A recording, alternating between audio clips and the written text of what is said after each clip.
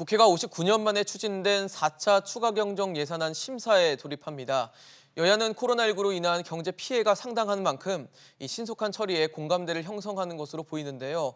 하지만 세부적인 안건을 두고는 이견이 여전해서 치열한 논쟁이 벌어질 전망입니다. 뜨거운 감자가 된 2차 재난지원금, 현대경제연구원 최양호 고문, 한국보건사회연구원 최현수 연구위원 모시고 자세히 얘기 나눠보도록 하겠습니다. 어서 오십시오. 네, 반갑습니다. 맞습니다.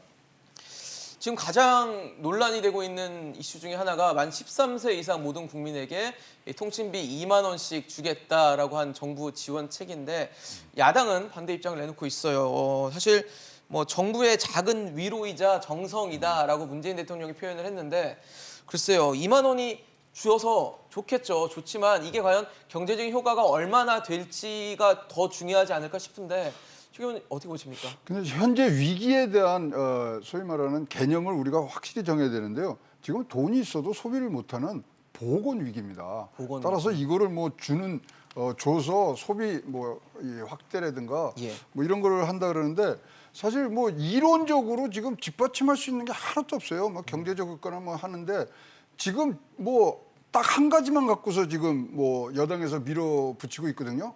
받는 게 안 받는 것보다 낫지. 이게 뭡니까? 이러면 진짜로 맞춤형 지급이 아니라 혼란형 지급으로 지금 갈 수밖에 없고요. 지금 선별과 그다음에 뭐 보편적 이 부분이라는 게 굉장히 지금 정치적으로 손을 탔거든요. 네네. 그리고 앞으로 이제 대선 총선 여러 가지 선거들에서 기본적으로 이제는 닥치고 기본소득이기 때문에 이것까지 연결되는 부분까지 생각한다면은 굉장히 혼란한 부분들을 지금 우리가 토대에 쌓고 있다. 그래서 시스템이 된 다음에 우리가 이거를 해도 지금 진짜로 2만 원 있고 없고의 문제가 아니라 네. 보건이라는 그 초대 미문의 이런 재앙을 막는 게 더 중요하기 때문에 과연 이 생각이 왜 나왔냐. 그래서 진짜로 한마디로 보면 지금은 제 생각에는 굉장히 황당합니다. 황당하시다고 네. 하시는 거고요. 사실 통신비 2만 원씩 전 국민에게 13세 이상 전 국민에게 주면은 한 9천억 원 정도의 네, 예산이 그렇습니다. 들어간다고 네. 합니다. 9천억 원을 쏟았을 때 그만한 뭔가 기대 효과가 있으면 좋겠지만 없을 때는 사실 이 정책을 밀어붙이지 않는 게 더 나을 것 같다는 생각이 드는데 어떻게 좀 판단하십니까? 일단 그 당초에 선별 지원을 굉장히 강조를 하셨기 그렇죠. 때문에 사실은 이 통신비 지원이 들어오면서 이 2차 긴급재난지원금의 성격이 굉장히 모호하게 변질됐습니다. 선별적으로 해야 된다 그랬는데 전 네, 국민을 맞습니다. 대상으로 주는 네. 상황이 그런데 됐으니까요. 이 문제는 이 또 통신비 지원이라는 게 실질적으로 통신사로 직접적으로 지급이 되고 국민들은 실제로 그 부분을 체감하기 어려운 부분 물론 그 통신비 부담을 감면해주는 효과는 있겠지만 그런 것들이 직접적으로 어떤 그 시장에서 소비로 나타난다거나 하는 데는 효과가 굉장히 크지 않을 거라고 생각이 되고요. 그러니까 본인한테 들어오는 게 아니라 그 통신비 맞습니다. 영수증에서 네, 네. 2만 원이 빠진 네, 상태로 네, 네, 납부가 네. 되는 네, 네, 상황이군요. 네. 대개 그런 정책에 대해서는 국민들이 체감하기가 좀 어렵고요. 그렇죠. 또 그런 것들이 직접적으로 소비로 연결되는 건 한계가 있다고 볼 수 있습니다. 이게 메르스 때요. 예. 한 번 한 적이 있어요. 2015년도 말씀하신 네, 거죠? 메르스 때 통신비 절감해 줍니다. 그때는 어떻게 했냐면 확진자하고 격리자에 한해서 그다음에 이제 통신비 지원 같은 경우는 포항 지진이나 고성 산불 때도 12,500원씩 한 전례가 있거든요. 근데 굉장히 선별적으로 딱 잡아서 들어간 거예요. 이렇게 다 나눠서 주는 상황은 없었고요. 그다음에 지금 통신 3사가 보면은 상반기에만 해도 1조 6천억 그러니까 한 해에 한 3조 정도가 되거든요. 그럼 자 여기에 9천억이 들어갔다고 이제 얘기를 하더라도 영업이익이 그렇게 나면요 나중에 세금으로 다시 나라에서 갖고 가는 건 실효세율 20% 하면은 6천억을 나라에서 다시 갖고 가는 거예요. 그러면 경제적인 소위 말하는 승수 효과가 어디서 찾을 것이냐. 이 부분이 굉장히 이제 퀘스천 마크가 있고요. 이거는 어떻게 하든지 지금 결단을 내려야 되고 아까도 말씀드렸지만 논리적 근거가 안 받는 것보다 받는 게 더 나은 거 아니냐 그런 단순 논리로 들어왔기 때문에 국회에서 굉장히 심의 있는 토의를 하시겠습니다만은 다시 한번 말씀드려 황당합니다.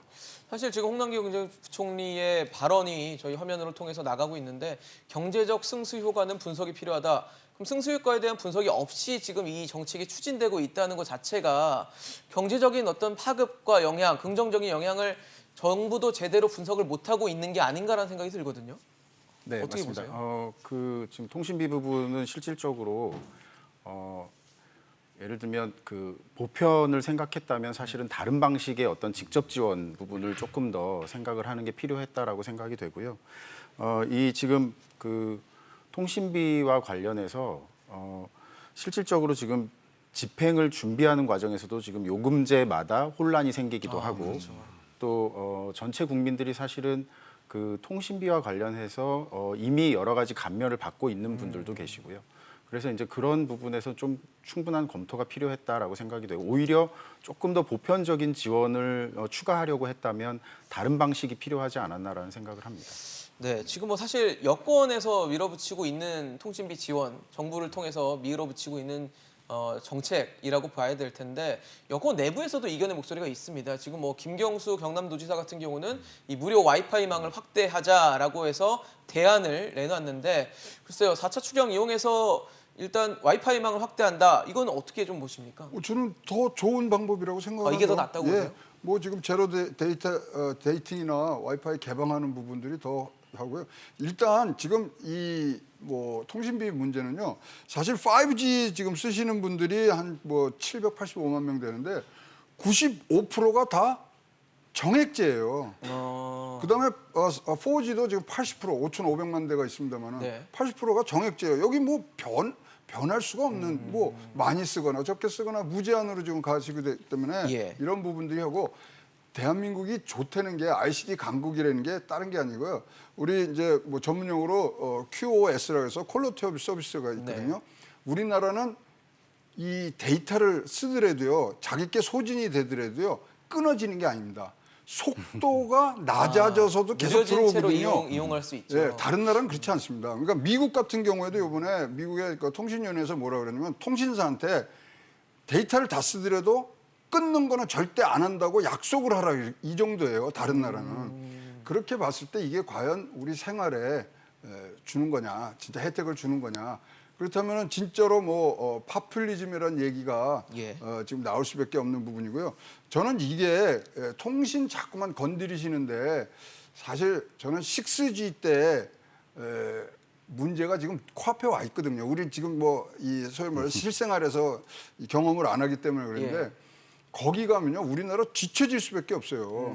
거기는 저희도 위성까지 올라오는 부분들이 있는데 이런 돈들을 그런 데다가 지금 쓰게 자꾸만 해야 되고요. 이쪽으로.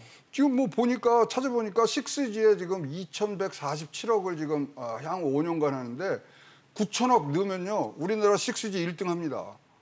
그런 식으로 우리나라의 잠재 성장력을 높일 수 있는 방법으로 가시는 것이 맞는 거지. 이 부분은 하여튼 지금 뭐 많은 논란이 있기 때문에 예. 빠른 결단과 그리고 큰 그림.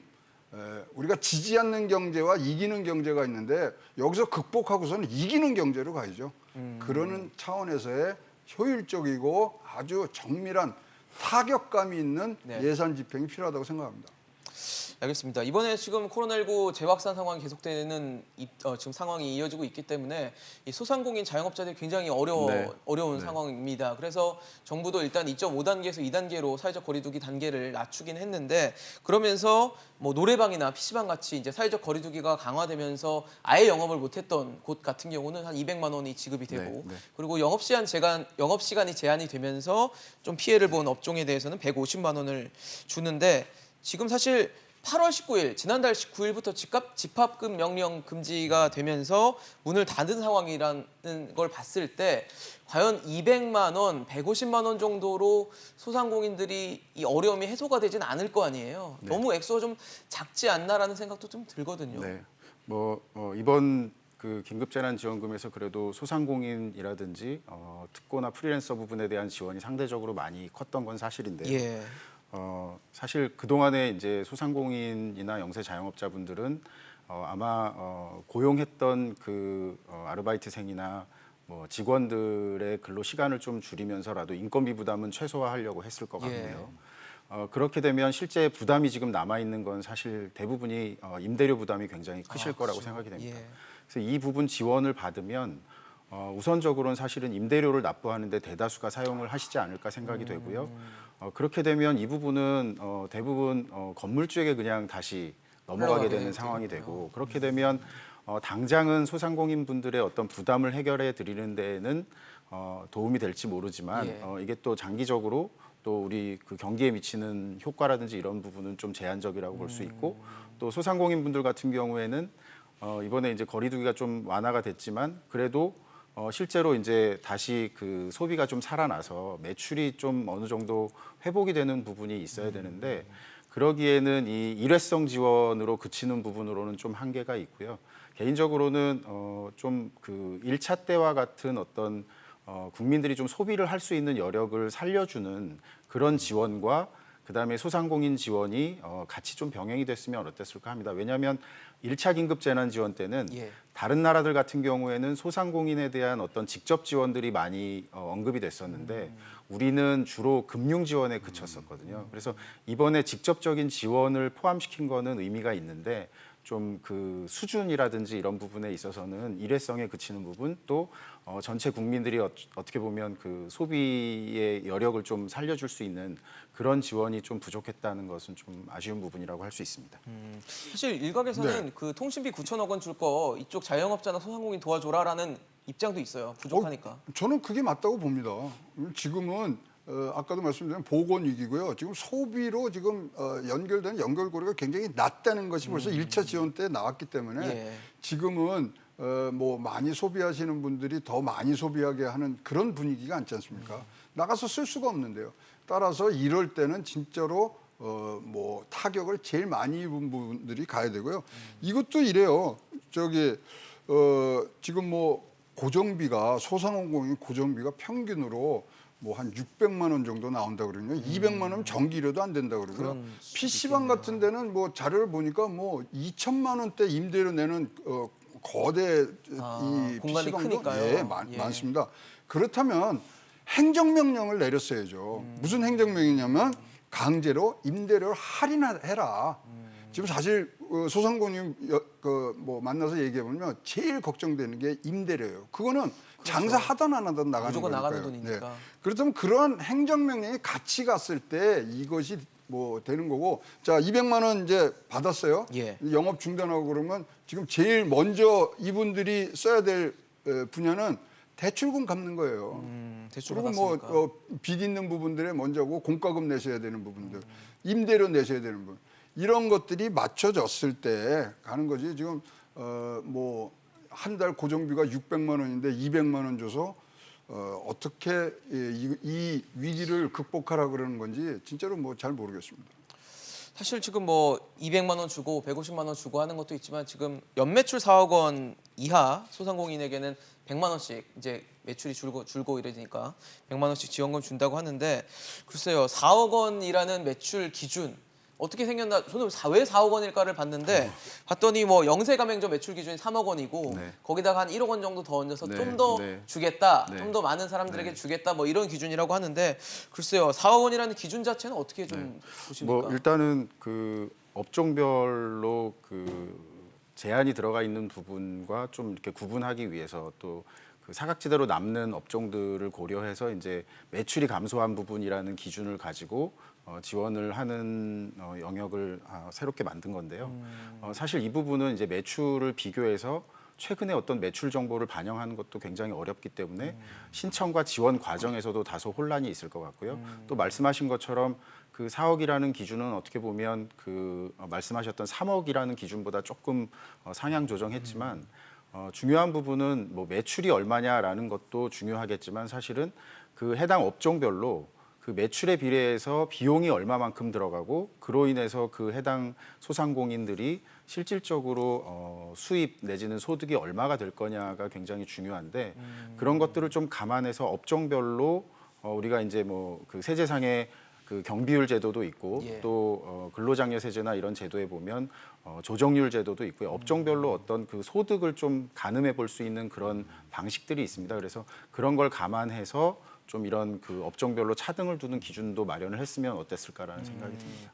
사실 4억 원이라는 기준도 왜 4억 원보다 조금 더 매출이 나오시는 분들도 계시잖아요. 그런 분들은 또 성토가 나오고 있고 그렇죠. 또 다른 네. 성토 중에 하나는 매출은 연매출이 4억 원이 넘어요. 네. 넘는데 뭐 원재료라든지 그렇죠, 뭐. 인건비 네, 지출이 맞습니다. 많아서 결국 내 손에 떨어지는 건 별로 없는 업종들이 있습니다. 업종의 특성상. 네, 네. 그런 분들은 연매출이 4억 원이 넘었다는 이유만으로도 이 지원금 못 안 받는 되죠. 거잖아요. 안 되고요. 제가 이제 뭐 저희 나이 또래가 이제 뭐 편의점들 많이 여시는 부분들이 많이 생겼는데 예. 한 또 2개, 3개 가지신 분들이 있어요. 근데 6억 원이 넘더라고요. 근데 3억을 2개를 가지면 해당이 돼요. 근데 1억 5억이 되면 이게 4억이 넘었기 때문에 지원금을 못 받습니다. 1억 원에 대한 점포는 받을 수 있고. 못 받아요. 못 받아요? 일단 5억짜리가 하나라도 있으면 못 받는 걸로 돼 있고요. 그다음에 이제 제일 그 뭐 제가 지인하고 통화를 할 때 보면 담배. 그렇죠. 담배가 지금 세금만 80%지 않습니까? 근데 그거 다 매출로 잡히거든요. 그것 때문에 넘는다는 거예요. 그 세금으로 다 걷어가면서 그렇게 하느냐.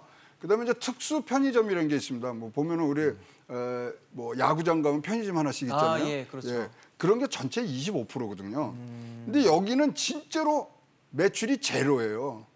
아니 경기장을 못 하고 그렇죠. 그다음에 대학 뭐 이 집합 금지 시설에 부속돼 있는 것들 이런 것만 해도 지금 25%인데 그러니까 굉장히 이 선별적이라 그러면 일단은 정밀하고 이 시장의 내용을 충분히 파악한 상태에서 가야 되는데 이런 것들이 전혀 뭐 사실 반영이 안 된 거죠. 근데 지금 뭐 보시면 알겠지만 전체적으로는 이 뭐 비대면이 뭐 많아지다 보니까 소위 말하는 가맹 본부 기준으로는 수혜주거든요. 매출이 지금 늘어나고 가맹 있거든요. 본부 입장에서는. 그래서 여러 가지 지금 생각할 것이 많은데 그냥 행정 편의상 4억으로 끊었다. 이러면 진짜로 우리가 뭐 요새 많이 유행되는 말로 불한빈 환불균. 가난한 건 참아도 뭐 불공정하고, 불공정한 건 못 불평등한 참는다. 건. 뭐 같이 뭐 편의점 하는데 누군 받고 누군 그렇죠. 못 받고 이렇게 되지 않습니까? 참 어떻게 보면 선별적으로 주겠다라고 정한 순간부터 논란이 좀 예상이 네, 됐다라는 맞습니다. 생각이 좀 드는데요. 이 코로나19가 최근에 재확산 국면으로 접어들면서 폐업하시는 분들도 꽤 많습니다. 참 가슴 아픈 일이라고 할 수 있는데 이분들에게는 1인당 50만 원씩을 일단 지원을 한다고 해요. 근데 사실 거리두기, 사회적 거리두기가 2.5단계로 올라갔던 게 지난달 16일 이후인데 이때 이후에 폐업을 신고한 소상공인에게만 이 50만 원을 준다는 거더라고요. 그러면은 정확히 말해서 8월 15일 이전에 폐업하면은 지원금 안 주겠다는 얘기인데 글쎄요, 잘 모르겠습니다. 제가 생각하기에는 코로나 피해가 벌써 3월, 뭐 2월부터 막 피해가 발생을 했는데 그분들을 외면하는 게 과연 뭐 외면이 아닐 수도 있겠죠. 다른 지원책을 뭐 이용해라 이렇게 얘기를 하고 있으니까요. 근데 그래도 조금 더 대상을 확대해서 도와줬으면 어땠을까라는 생각이 좀 들었거든요. 예, 맞습니다. 우리가 코로나가 어쨌든 2020년 초에 지금 본격적으로 이제 확산이 된 거잖아요. 그래서 뭐 폐업에는 여러 가지 이유들이 있으시겠지만 일단 그 금년도 또는 뭐 코로나가 본격적으로 확산된 이후에 폐업을 하신 분들은 여러 가지 이유 중에서도 아마 코로나의 영향이 가장 클 거라고 생각이 되고요.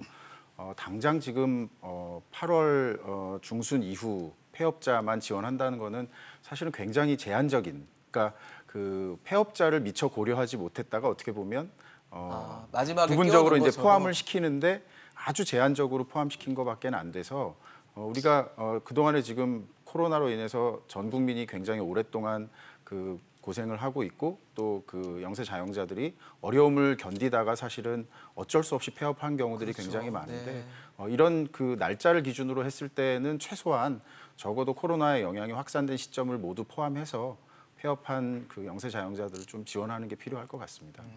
사실 폐업 자체도 눈물의 폐업인데 이렇게 지원을 안 해주니까 너무 가슴이 아픕니다, 사실. 아니 근데 뭐 지금 그 소상공인들 뭐 조사를 해보니까 사실 59% 이상, 60% 가량이 지금 폐업을 생각하고 계시다는 거 아닙니까? 얼마나 어려우면 그런 얘기들이 나오고요. 못 견디시겠다는 거네요. 왜 못 견디는 거죠? 그렇다면 지금 이제 폐업이 이제 뭐 대한 이제 지원들이 많은데 폐업 지원도요 굉장히 지금 뭐 조건이 있어요. 아, 조건이 또 있어요? 네, 취업과 재창업 온라인 교육 이수하셔야 됩니다. 아, 교육도 받아야 되나요? 네. 50만 원 받으려고? 아 지금 먹고 살기 지금 뭐 하루 지금 한 끼가 지금 뭐 배고파 그러게요. 죽겠는데 언제 이걸 받아서 저걸 합니까? 그 다음에 이게 재미난 게요. 이 부분이 그러면 국가의 중앙정부 차원에서 하냐? 그게 또 아니에요. 지자체에다 다 넘겼어요. 아, 그러면 지자체 그 민원과 항의와 이런 것들을 어떻게 지금 가느냐? 이 부분도 굉장히 지금 사실 우리가 고려해야 될 부분인데 사실요. 이 우리가 보편적 1차 지원금 낼 때요. 그때 정부에서 뭐라 그랬냐면요. 8월 30일까지 선별적 지급을 할 수 있는 시스템을 마련하겠다고 발표한 게 기재부 발표입니다. 근데 지금 뭐 선별적으로 해보려고 그러니까 아무것도 안 돼 있잖아요. 근데 지금 이제 전체적으로 흐름은 있습니다. 이제 이것도 뭐 어느 정도 이제 여의도 국회에서 뭐 결론이 나겠습니다만은 우리 이제 보편적인 것도 해봤어요. 선별적인 것도 해봤어요. 그렇죠. 그러면 바로 이제는 나올 수밖에 없는 게 이제 기본소득 얘기가 나오면서 다음 무슨 어떠한 정치적 쟁점에서는 이제는 뭐 진짜로 닥치고 기본소득이 되는데 그 방법에 대해서 어떻게 할 거냐가 넘어가는 부분들이라서 요번 이 선별적인 부분에 대해서의 아주 분석이 잘 돼 있어야 네. 그 다음 부분에 어떤 전개 과정이 좀 매끄럽고 네. 국민들이 이해할 수 있는 부분들이 생긴다고 생각합니다. 그렇겠네요. 사실 지금 소상공인 정부가 도와주겠다고 했던 대상에는 또 택시가 있습니다. 개인 택시 이제 하시는 분들이 포함이 돼 있는데 같은 택시 기사지만 일단은 근로자로 분류가 되는 이 법인 소속 기사님들은 대상에서 빠집니다. 그러면서 이제 뭐 법인 쪽에서 당연히 반발을 하겠죠. 근데 굉장히 예상이 가능했던 한 택시 운전이라는 카테고리 안에서 누군 법인이고 누군 개인 사업자여서 나눠지는 건 뻔히 알고 있는 상황인데 예상이 가능했던 데에 대한 어떤 미리 조율을 한다든지 아니면 뭐 지원책을 따로 뭐 분류해서 논다든지 이런 것들이 좀 가능했을 것 같은데 안 했네요. 네. 그러니까 실질적으로 이 문제는 그 택시 업계의 문제로 이제 사례가 나타나긴 했지만 사실은 우리가 업종이라든지 어떤 취업자의 자격을 중심으로 어떤 제도를 운영을 하고 있고 또 그 자격에 따라서 이런 지원을 선별할 때 나타나는 전형적인 사례라고 할 수 있는데요.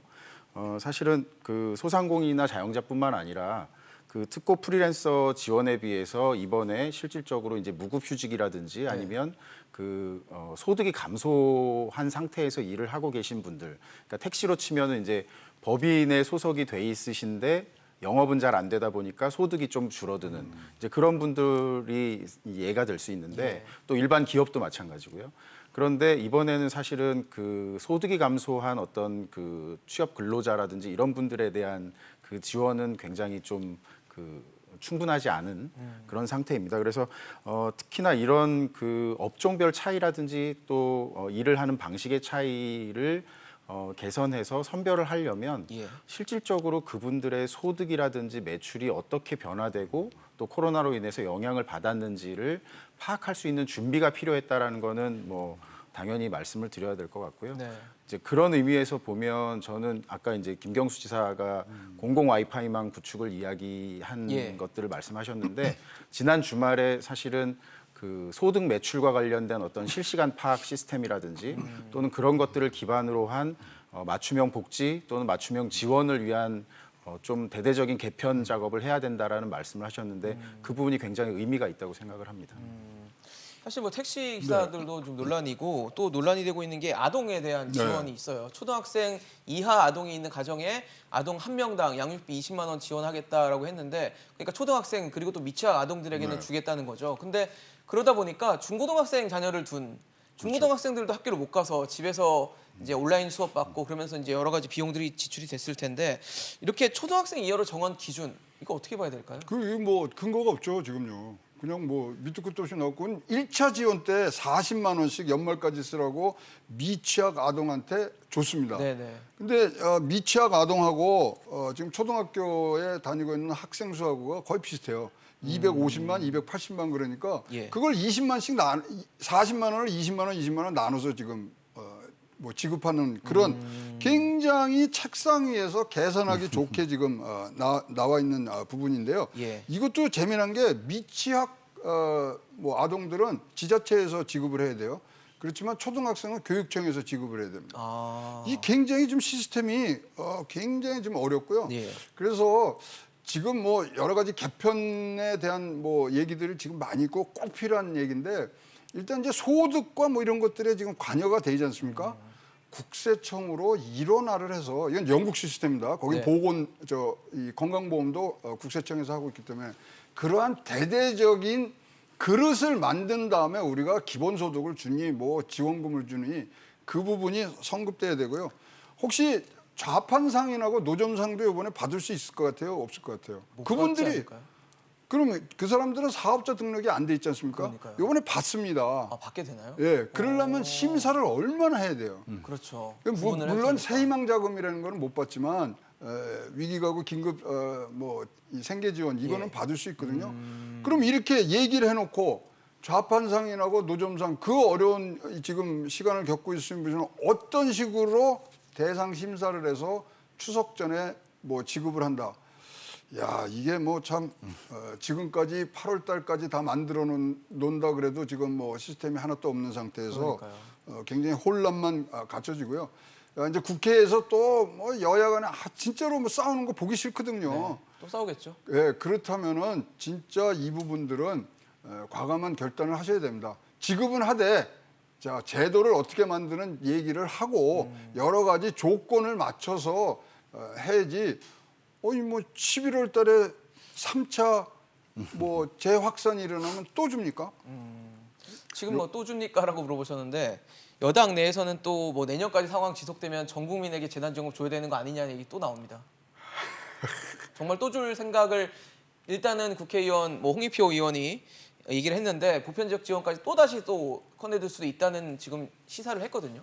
근데 이제 재난지원금 주는 거가 찬성이 6이고 반대가 한 4 정도 되는 것 같아요. 근데 찬성하시는 분들 사이에 보편적이냐 선별적이냐 그걸 따져봤더니 49.3 대 46.7이에요. 오차 범위 내에서 찬성과 반대가 갈리고 있거든요. 비슷하다고 봐야 되네요. 예, 그러면 이 선별 지원은 항상 기준에 대한 반발이 있거든요. 그것을 어떤 식으로 국민과 소통해서 가느냐 이 문제이기 때문에 아까도 말씀드렸지만 제도를 먼저 기준을 마친 다음에 그 다음에 뭐 이 3차가 오든 4차가 예, 오든 그때 그렇죠. 가서 해야지 3차 온 후에 그 다음에 기준 정하려면은 또 뭐 이 뭐 콜라텍은 안 되고 네, 또 뭐 논란이 일고 또 시끌 논란이 걱정하겠죠. 일으켜서 예. 먼저 이 행정에는 우선순위가 있습니다. 조금 국민들이 불편하더라도 그 제도가 먼저 성립이 된 다음에 네. 그다음에 지원해 주셔도 늦지 않을 것 같습니다.